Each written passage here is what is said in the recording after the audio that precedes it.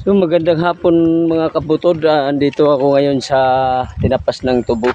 Ayan o, nakita nyo, mapauwi na ako sa amin. Gabi na.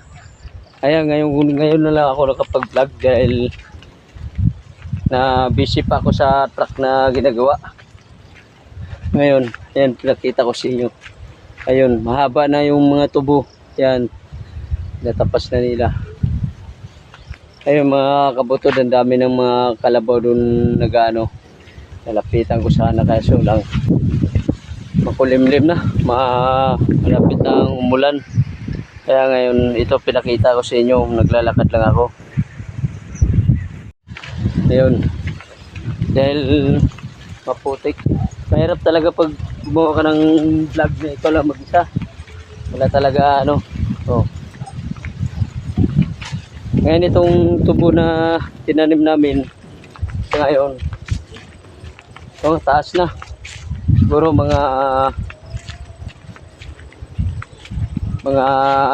December, Pebrero, tapas na naman to. Yan. Doon ako galing sa trabaho ko. Nag-repair ako ng ulo kaul na sa truck para akin pamanihuan. Yun ang dalhin ko. Yun. Ayun.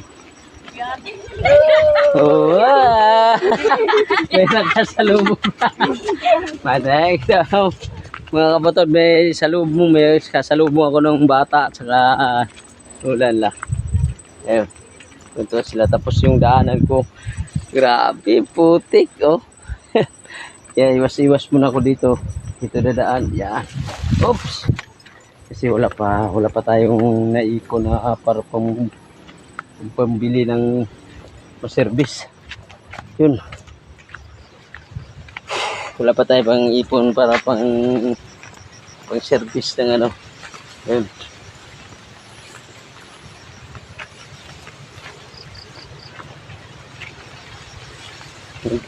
Kaya nang service ko ngayon sinelas. Nagmamadali din ako kasi ulan. Oh, kita nyo, makulimlim yung langit, oh. Ay, okay. Welcome to my vlog. Yung mga kabutod na dumaan sila na mga kakilala ko lang.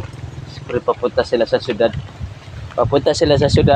Bibili sila ng siguro ulam. Isda. Yung daanan ko.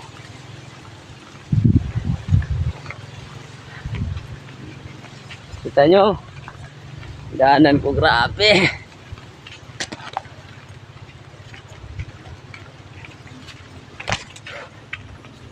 Madali ako ngayon kasi medyo ano na kasi baka mabutan.